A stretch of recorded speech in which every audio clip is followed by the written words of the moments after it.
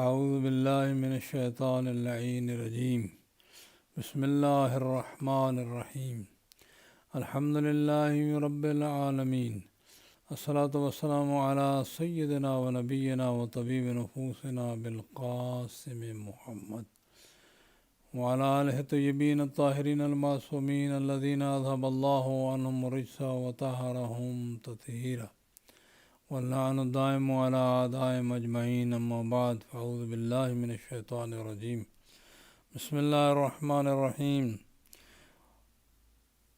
هو الذي يصوركم في الأرحام كيف يشاء لا إله إلا هو العزيز الحكيم هو الذي أنزل عليك الكتاب منه آيات محكمات هن أم الكتاب وأخرى متشابهات فأما الذين في قلوبهم زيغ فيتبعون ما تشابه منه ابتغاء الفتنة وابتغاء تاويله وما يعلم تاويله إلا الله والراسخون في العلم يقولون آمنا به كل من عند ربنا وما يذكر إلا أولو الألباب ربنا لا تزغ قلوبنا بعد إذ هديتنا وهب لنا من لدنك رحمة إنك أنت الوهاب ربنا إنك جامع الناس ليوم لا ريب فيه إن الله لا يخلف الميعاد صدق الله مولانا العظيم وصدق رسولنا الكريم ونحن على ذلك من الشاہدین والشاکرین والحمد للہ رب العالمین۔ معزز محترم سامعین، آپ کی خدمت میں سلام۔ ناچیز آج بھی آپ کی خدمت میں حاضر خدمت ہے۔ سورہ آل عمران کی آیت نمبر 6 اور 7 8 9 آپ کی خدمت میں تلاوت کی ہیں، اور چند باتیں انہی سے لگتی حاضر کروں گا۔ آج کرنے کا مقصد یہی ہے کہ یہاں رب العالمین نے، سب جانتے ہیں کہ جب وہ بہت ہی الذی وہی ہے، یصورکم فی الارحام، جس نے تمہاری تصویر اللہ کے ماں کے پیٹ میں بنائی ہے جیسے چاہا، اور اس کے بغیر کوئی معبود نہیں ہے، عزیز و حکیم ہے۔ وہی اللہ ہے جس نے ہمیں بنایا ہے۔ اب یہ یصورکم کو الفاظ جو فرمائے ہیں، تو یہ نہیں ہے کہ جب قرآن نازل ہو رہا تھا ان کو فرمایا، ان کو بھی فرمایا اور ہمیں بھی وہ کہہ رہا ہے۔ جب وہ کا کم فرماتا ہے تو ہم بھی اس کے مخاطبین میں سے ہوتے ہیں۔ تو اس مرحلے پر آ کر جو ہیں وہ، جب میں نے کل بھی عرض کیا ہے کہ بعض لوگ بہت ہی دور جا پڑے قرآن سے جب وہ یہ بات کہتے ہیں کہ خلق اور تخلیق یہ خدا نے کسی اور کے ذمہ لگا دی ہے، یعنی ائمہ کے ذمہ یا حضرت علی کے ذمہ یا حضور کے ذمہ۔ حضور کا تو نام نہیں لیتے، حضرت علی کا نام لیتے ہیں۔ یہ بات غلط ہے، قرآن ٹوٹلی اس کو ایکسیپٹ نہیں فرماتا۔ پھر آگے فرمایا، اس کے ساتھ جوڑ کر فرمایا، وہی تو ہے جس نے تیرے اوپر قرآن نازل کیا ہے پیغمبر۔ اس میں آیات ہیں جو محکمات ہیں، بڑی پختہ، بڑی واضح، جن کو سمجھنا آسان ہے، اور یہی ہیں جو اصل ام الکتاب ہیں۔ وَأُخَرُ متشابہات، اور دوسری آیات ہیں جو متشابہ ہیں، ایک جن کے معانی بڑے غور و فکر کے بعد سمجھ آتے ہیں۔ اگر بسا اوقات سمجھ میں نہیں آتے تو سوچنا پڑتا ہے کہ کہاں جا کر جو ہے اس کے معنی پوچھیں۔ فَأَمَّا الَّذِينَ فِي قُلُوبِهِمْ زَيْغٌ، جن کے دلوں میں ٹیڑھا پن ہے، یعنی جو بس مس یوز کرنا چاہتے ہیں ان الفاظ کو، فَيَتَّبِعُونَ مَا تَشَابَهَ مِنْهُ ابْتِغَاءَ الْفِتْنَةِ، وہ متشابہ آیات کو فالو کرتے ہیں فتنہ پیدا کرنے کے لیے، یعنی ڈیفرنسز پیدا کرنے کے لیے، فساد پیدا کرنے کے لیے، اور اس کی تعویل تاکہ اپنی طریقے سے موڑ لیں۔ صورتحال یہ ہے کہ ما یعلم تاویلہ، نہیں جانتا ان متشابہ آیات کی تعویل الا اللہ، یا اللہ جانتا ہے، اور اللہ سبحانہ تعالیٰ جو ہیں وہ فرمایا، اور راسخون فی العلم، جو راسخون فی العلم ہے، یعنی ویل ورس ان نالج، بہت ہی ڈیپ نالج رکھتے ہیں۔ اور وہ یہ دعائیں بھی مانگتے ہیں رب سے کہ یقولون ربنا آمنا بھی، ہم اس پر ایمان لائے ہیں، کل من عند ربک کی، سب کچھ تیرے ہمارے رب کی طرف سے ہے، وما یذکر الا اولو الالباب، اور یہ بات صرف عقل مند لوگ ہی سوچتے ہیں، غور و فکر کرتے ہیں۔ حضرات گرامی، قرآن مجید میں سورہ بقرہ میں گزر چکا ہے کہ لوگ پیغمبر کی خدمت میں سلام عرض کرتے تھے اور آ کر کہتے تھے کہ راعنا راعنا، اس کا مطلب اے ہمارے، راعنا کا مطلب دو ہوتے ہیں، ایک ہوتے ہیں ہمارے لیڈر اور ایک ہوتے ہیں جس کو کہتے ہیں نا چرواہا، جو بھیڑ بکری کو چراتا ہے۔ اب وہ اس طریقے سے گفتگو کر کے پیغمبر کی ہنستے تھے، توہین کرتے تھے، تو قرآن مجید نے کہا یہ لفظ ہی چھوڑ دو، فرمایا کہو انظرنا، جب پیغمبر کو متوجہ کرنا ہو، بلانا ہو تو کہو انظرنا، ہماری طرف نظر فرمائیے، ہماری طرف نظر فرمائیے۔ یہ الفاظ اور بڑے اہم ہوتے ہیں، الفاظ سے انسان مسلمان ہوتا ہے، لا الہ الا اللہ محمد رسول اللہ پڑھ کے، اور اسی سے انکار بھی کرتا ہے۔ عرض کرنے کا مقصد یہی ہے کہ سوچ سمجھ کر بندہ مومن کو بات کرنے کا انداز بھی قرآن سکھاتا ہے اور ائمہ ہدیٰ علیہ السلام سکھاتے ہیں۔ ذرا غور فکر کر کے سوچ سمجھ کر بات کرنی چاہیے۔ کچھ آیات تو ہیں بڑی واضح طور پہ سمجھ آتی ہیں۔ اب یہ بات کس کو سمجھ نہیں آتی کہ قرآن فرما رہا ہے کہ انسان کی تخلیق میں کوئی شریک نہیں سوائے اللہ کے، سوائے اللہ سبحانہ و تعالیٰ ذات ہی خلق فرماتی ہے، اس نے جو نظام بنا اس کے مطابق تخلیق ہوتی ہے۔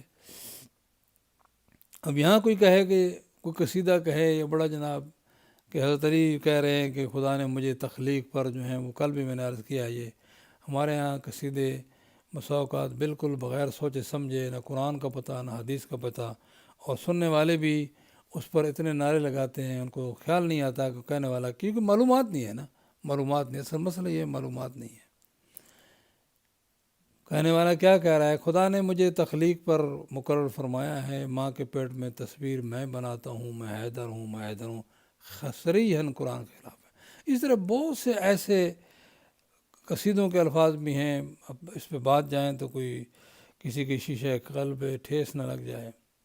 قصیدہ ہے تو بندہ مگر لگتا ہے یزداں کی طرح، ہے تو بندہ مگر لگتا ہے یزداں کی طرح۔ قرآن فرماتا ہے لیسا کمثلہ شیء، ائمہ فرماتے ہیں تیری ذات جیسا کوئی نہیں۔ مولا علی فرماتے ہیں نبی بلا کے خطبے میں، جیسے کل بھی میں نے عرض کیا ہے، کہ اس نے مخلوق کو آپس میں مشابہ پیدا کر کے یہ دلیل بنائی ہے کہ اس کے مشابہ کوئی بھی نہیں، لا شبیہ لہ ولا نظیر لہ۔ پتہ نہیں لوگ کس طرح کہہ دیتے ہیں جرأت کے ساتھ، اور آگے سے ایک مجمع بیٹھا ہوتا ہے کہ خدا نما ہے، حضرت علی علیہ السلام خدا نما ہے۔ یہ اردو کا جملہ ہے، آپ بھی سمجھتے ہیں، میں بھی سمجھتا ہوں۔ خدا نما ہونے کا مطلب یہ ہوتا ہے کہ وہ اللہ کی طرح ہیں۔ کتنا غضب ہو گیا کہ یہ جملے جو ہے نا وہ شی اسٹیج سے، یہ جن کا امتیاز یہ ہے کہ وہ آل محمد کے ماننے والے ہیں، اور جو توحید مولا علی علیہ السلام نے پیش فرمائی ہے، نظریہ توحید قرآن کے ساتھ ساتھ، وہ پیغمبر کے بعد مولا علی علیہ السلام سے بڑھ کر کوئی نہیں بیان کر سکتا۔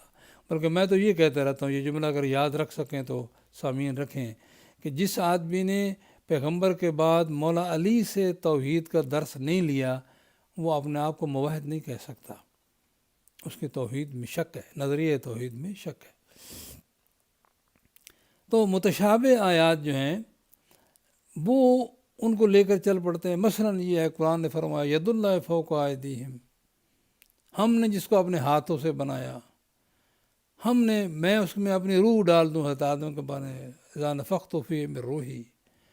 حضرت نوح سے فرمایا میرے آنکھوں کے سامنے جو ہے وہ کشتی بناؤ، بسن الفلک۔ اسی طرح کئی آیتیں ہیں جن کو اصل مسئلہ یہ ہے کہ ہماری زبان عربی بھی ہماری زبان ہے، خداوند متعال کے متعلق بات کرتے ہوئے وہ 100% نہیں بیان کر سکتی، لہذا وہ ہمارے ہی انداز، ہمارے ہی ضرب الامثال کو استعمال کرنا ہے قرآن نے۔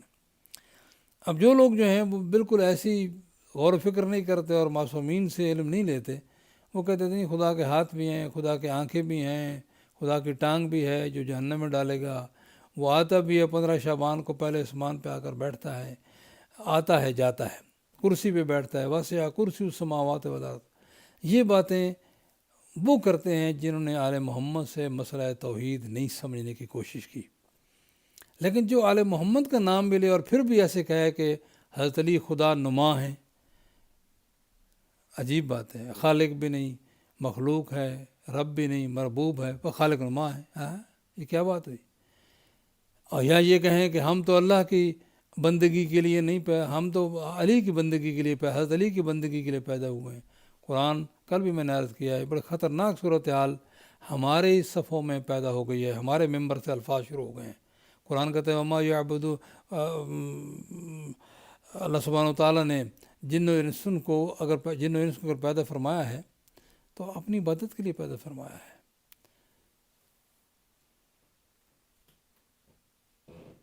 بہرحال یہ جب یہ صورتحال پیدا ہو کیا کیا جائے؟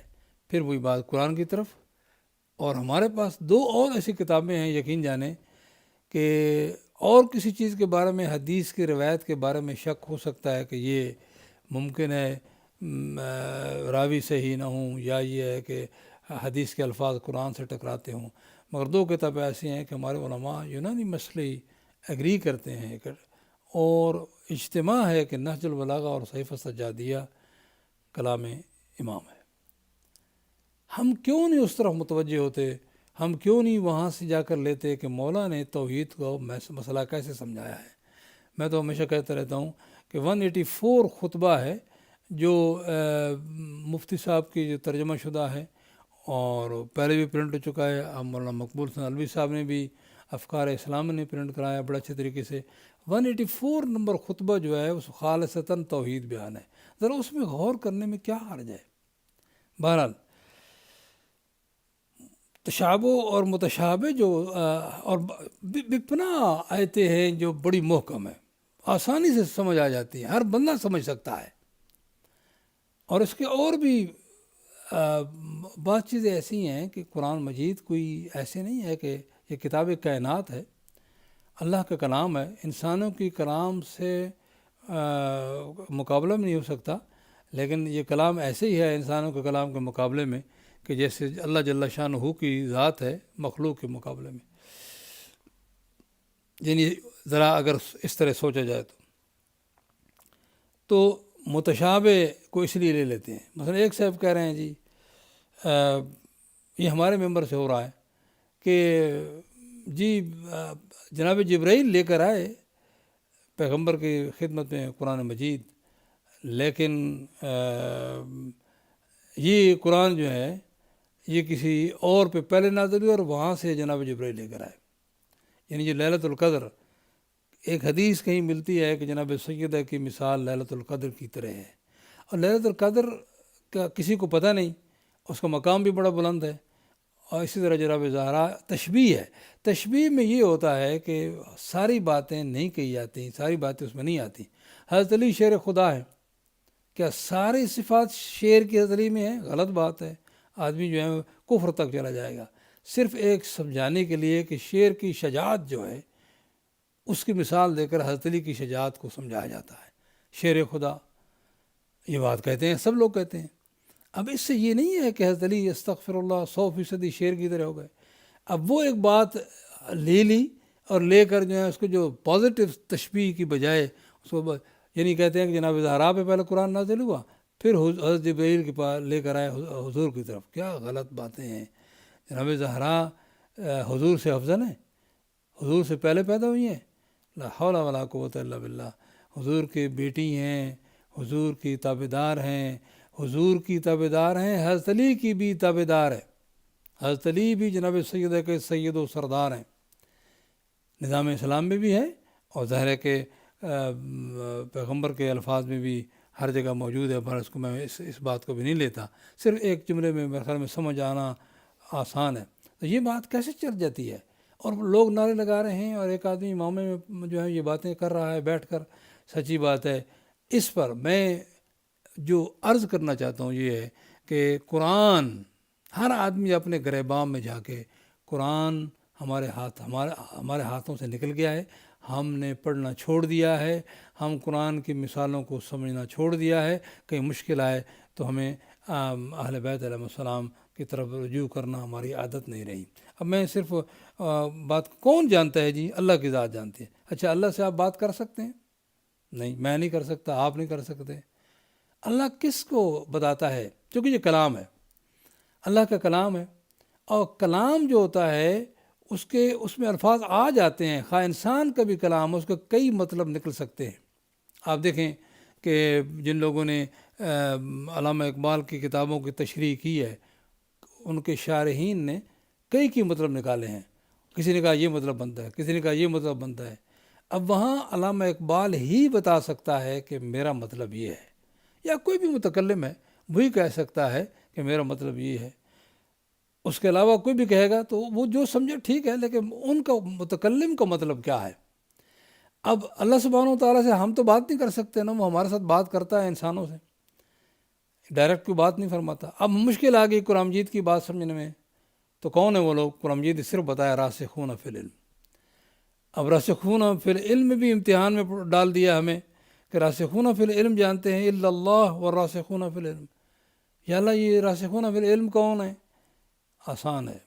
اگر ہم اس کو، چونکہ قرآن پیغمبر پر نازل ہوا ہے، پیغمبر اور اہل بیت پیغمبر سے پوچھیں کہ راسخون فی العلم کون ہے تو بات سے سمجھ آ جائے گی. اگر ہم ٹرائی کریں گے وہ فلاں آدمی جو ہندوستان سے آیا یا پاکستان میں، وہ جو بڑی پگڑی والا، بڑی داڑھی والا اور بڑی باتیں کرنے والا، تو وہ راسخون، اگر ہر عالم دین کو راسخون فی العلم سمجھا جائے تو پھر جو اختلاف ہے اس وقت مسلمانوں کے اندر، میرے خیال میں اس کا سبب قرآن ہے. حالانکہ قرآن تو آئے وَاعْتَصِمُوا بِحَبْلِ اللَّهِ جَمِيعًا وَلَا تَفَرَّقُوا، سارے اللہ کے رسے کو جو ہے وہ تھام لو اور تفریقہ نہ کرو. علماء ماشاءاللہ اس معاملے میں ہر چیز پر اتفاق ہوگا. یعنی وہ کیا کہتے ہیں کہ ایک چیز پر سب کا اتفاق ہے کہ انہیں ضرور اختلاف کرنا ہے. علماء میں اختلاف جو ہے وہ، اچھا یہ بھی فطری ہے، میں مذمت نہیں کر رہا. ایک آدمی خود سوچنا شروع کرے گا اور اس کے پاس نہ جائے گا جس کا کلام ہے تو وہ اختلاف میں رہے گا.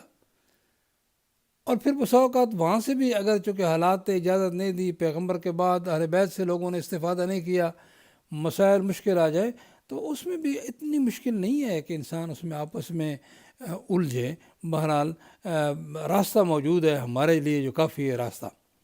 تو راسخون فی العلم کون ہے؟ یہ سارے علماء تو ہو نہیں سکتے. اللہ کس کو ذمہ داری دے گا کہ تم ہی میری بات کو بتا سکتے ہو؟ جو تم بتاؤ گے وہی میرا مطلب ہے. اس کا مطلب کچھ مخصوص لوگ ہیں، انہیں پہلی ذات بابرکات جس کا نام ہے محمد رسول اللہ، وہ اللہ کے رسول ہیں. پھر رسول اللہ نے فرمایا قرآن اور میری اہل بیت، اس کا مطلب پیغمبر کی اہل بیت ہیں. اہل بیت کے بارے میں سوچو تو کون ہے؟ سیدھی بات ہے، اس وقت امام علی علیہ السلام، جناب زہرا، امام حسن، امام حسین تھے. اور پھر اسی انداز سے فرمایا 12 اوصیاء، 12 ائمہ، یعنی حضرت علی سے لے کر 12ویں تک، وہ جو قرآن مجید جو ہیں راسخون فی العلم میں وہ جو بات کرتے ہیں وہ یہی کہتے ہیں ہمیں رسول اللہ نے بتایا. رسول اللہ فرماتے ہیں مجھے رب جلیل نے بتایا، یعنی جناب جبرائیل اور رب جلیل نے بتایا. یہی لوگ ہیں جو اتھارٹی رکھتے ہیں، راسخون فی العلم بھی ہیں رب کی طرف سے، کہ وہ جو بیان کریں گے وہ بیان حقیقتاً رب العالمین کا مطلب وہی ہوگا چونکہ متکلم ہوا ہے. جیسے آپ دیکھیں کہ امام حسن عسکری کے زمانے میں ایک کندی جو ہے وہ فلسفی تھا، فلاسفر، وہ بیٹھ گیا اس بات کے لیے کہ میں قرآن مجید میں تضاد ثابت کرتا ہوں. جب امام حسن علیہ السلام کو پتہ چلا، جو بڑا آدمی تھا، ایک شاگرد کو بھیجا اس کی خدمت کرو. اس مردود کی خدمت کی اور اس حد تک پہنچ گیا کہ اس کا ٹرسٹ لے لیا. وہ اس نے ایک دن بتایا کہ میں قرآن مجید میں کنٹراڈکشن اور تضاد ثابت کر رہا ہوں. اس نے ایک جملہ اپنے امام کو سیکھا، اس کے سامنے رکھا کہ اگر متکلم یہ کہہ دے تو یہ سمجھا اس کا مطلب وہ نہیں ہے میرا، پھر کیا جواب ہے تیرا؟ وہی ہکا بکا رہ گیا. کہنے لگا یہ تیرا کلام ہے. تو انہوں نے کہا کوشش کی ذرا تھوڑا سا بدلنے کی ادھر ادھر بھی تاکہ چلے میں نہ کہوں سیدھا. جب اس نے اصرار کیا تو کہا کہ یہ ابن رضا امام عسکر السلام کا کلام ہے. کہنے لگا اب تو سچ کہتا ہے, یہ وہی یہ کہہ سکتے ہیں, دوسرا کوئی یہ کام نہیں کر سکتا. تو عزیزان گرامی, ان کو اللہ سبحانہ وتعالیٰ نے اور پیغمبر نے اعلان بھی کیا, انی تارک فیکم الثقلین کتاب اللہ و عترتی اہل بیتی. یہ اعلان جو تھا اس کا مطلب یہی ہے کہ اللہ کی کتاب میں کوئی مسئلہ سمجھنا ہے, ویسے واضح باتیں بے پناہ ہیں, لیکن اگر کوئی مسئلہ سمجھ نہ آئے اس کی تفصیل آپ حضور موجود ہیں تو ان سے پوچھو. حضور نے فرمایا اگر میں نہیں ہوں تو علی سے پوچھو. اور مختلف اینگل سے مولا علی کے بارے میں فرمایا. وہ فرمانا مقصد یہ نہیں تھا کہ میرا داماد ہے, میرا کزن ہے, بلکہ امت کی ہدایت کے لیے تھا کہ اگر امت کو کوئی مسئلہ درپیش ہو تو علی ابن ابی طالب سے پوچھو. اب بتائیے علی صاحب کیا کہتے ہیں؟ نہج البلاغہ میں آپ کے خطبے میں یہ جملہ موجود ہے کہ وہ لوگ کدھر گئے. یہ خطبہ نمبر ہے 142, آپ ذرا دیکھیے گا کہیں موقع مل جائے تو. فرماتے ہیں این الذین زعموا انہم راسخون فی العلم. کہاں گئے وہ لوگ جو کہتے تھے کہ ہم راسخون فی العلم ہیں, دوننا ہمارے بغیر, کذباً جھوٹ بولتے ہوئے, و بغین ہمارے اوپر بغاوت کرتے ہوئے یہ دعویٰ کیا کرتے تھے کہ ہم راسخون فی العلم ہیں. سبحان اللہ, لاکھوں درود و سلام ہوں علی کی تیری ذات پر. راسخون فی العلم محمد علیہ السلام ہے, اور وہ جو بتائیں گے وہ اللہ سبحانہ وتعالیٰ نے ان کے ذمے یہ لگا رکھا ہے کہ تم جو مطلب بتاؤ گے وہ میرا مطلب وہی ہوگا. تو یہاں عزیزان گرامی ہر جگہ آپ سوچیں اور غور فکر کریں کہ ائمہ نے کون سی بات نہیں بتائی. اب بتائیں کہ امام فرماتے ہیں ایک خطبے میں, فرماتے ہیں کہ مخلوق کو مشابہ پیدا کر کے, یہ دیکھیے خطبہ نمبر 183 ہے. میں ان لوگوں کو کہہ رہا ہوں جو ممبر پہ آ کر یہ کہتے ہیں کہ حضرت علی خدا نما ہیں, اور وہ جو کہتے ہیں کہ مختلف قسم کی باتیں کہ ہم وہ جو آیت میں پڑھنا چاہتا تھا, وما خلقت الجن والانس الا لیعبدون, کل بھی میں نے تلاوت کی کہ ہم نے جن انس کو اس لیے پیدا کیا کہ وہ عبادت کریں. وہ حضرت علی کی اطاعت ہے, ان کی اتباع ہے, عبادت اللہ سبحانہ وتعالیٰ کی ہے. یہ نہیں کہنا چاہیے کہ حضرت علی خدا نما ہے. اب دیکھیے توجہ فرمائیے, چند جملے ہیں. بسم اللہ الرحمن الرحیم. الحمدللہ الذی لا تدرکہ الشواہد ولا تحویہ المشاہد ولا تراہ النواظر ولا تحجبہ السواتر الدال علی قدمہ بحدوث خلقہ. میں ترجمہ پڑھتا ہوں. ساری حمد و ستائش اس اللہ کے لیے ہے جسے حواس نہیں پا سکتے, نہ جگہ اسے گھیر سکتی ہیں, نہ آنکھیں اسے دیکھ سکتی ہیں, نہ پردے اسے چھپا سکتے ہیں. وہ مخلوقات کے نیست یعنی ختم ہونے کے بعد بھی وہ ہے, ہمیشہ سے ہونے کا اور اپنے ہمیشہ ہونے کا اس نے دلیل بنائی ہے کہ یہ مخلوق ختم ہو جائے گی. مخلوق کے بے حدوث سے یعنی مخلوق کو حادث بنا کر آپ نے قدیم ہونے کی دلیل بنائی ہے. وبحدوث خلق ہی علی وجود, اور اپنے وجود پر یہ دلیل قرار دیا ہے کہ کوئی تو ہے جو ان کو لا رہا ہے اور ان کو لے جا رہا ہے. اب اشتباہہم, یہ جملہ ذرا غور سے سنیں, وہ لوگ جو حضرت علی علیہ السلام کو خدا نما کہتے ہیں. اب اشتباہہم علی ان لا شبہ لہ, اور ان کو ایک جیسا مشابہ بنا کر یہ دلیل بنایا ہے اپنی ذات پر کہ اس جیسا کوئی نہیں ہے. اللہ اکبر, اللہ اکبر, وللہ الحمد. یہ چیزیں ہیں کہ انسان کو ائمہ سے سیکھ کر پھر جا کر پبلک میں بیان کرنی چاہیے تاکہ پبلک جو ہے غلط سوچ نہ رکھے. آج ہمارے ہاں میں حیران ہوتا ہوں کہ جب لوگ جو ہیں رب العالمین کی بات کرتے ہیں تو بالکل ان کے علم میں اتنا وہ کمزوری ہوتی ہے کہ جیسے معلوم ہوتا ہے. حتیٰ کہ میں نے یہ بھی سنا ہے کہ استغفر اللہ ربی واتوب الیہ, خدا معاف کرے ہمیں یہ جملے نقل کرتے ہوئے بھی. اب کیا کریں, بتانا پڑتا ہے کہ اللہ جناب زہرا کے دروازے پہ آ کر جھاڑو دیتا ہے. لا حول ولا قوت, استغفر اللہ, اللہ ہم بری ان لوگوں سے. یہ لوگ سارے کے سارے دشمن خدا رسول اور علی ابن ابی طالب ہیں. بات کرتے یہ سوچتے بھی نہیں کہ لوگ گمراہ ہو جائیں گے اور قیامت کے روز ان کی گمراہی کو بھی جواب دینا پڑے گا۔ بہرحال فرمایا کہ راسخون پھر علم اس کا مطلب جانتے ہیں، جو ہمیشہ یہ کہتے ہیں یہ سب کچھ کل من عند ربنا، ہر چیز ہمارے رب کی طرف سے ہے، اور وما یذکر الا اولو الالباب، یہ عقل مند ہی یہ بات سوچ سکتے ہیں۔ اور پھر وہ یہ دعائیں ہمیشہ کرتے رہتے ہیں، ربنا لا تزغ قلوبنا بعد اذ ہدایتنا، ہدایت دینے کے بعد ہمارے دلوں میں ٹیڑھا پن نہ پیدا کرنا۔